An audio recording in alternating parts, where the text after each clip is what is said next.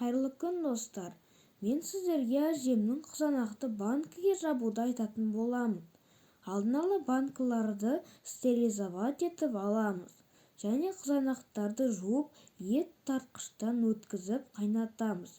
Қызанақтардың соғы қайнағанша банкінің түбіне алдымен аскөкті, 2-3 лавр жапырағын, 5-6 дана сарымсақты, кішкене ащы бұрышты, 2-3 тәтті бұрыш бөліктерін және содан кейін қызанақтарды саламыз.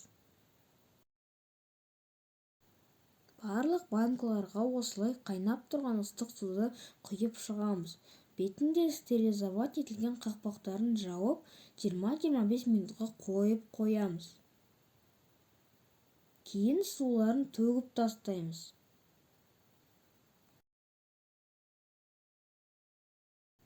Екі ас қасық тұз бен 2 ас қасық құмшекер және 1 таблетка аспирин саламыз.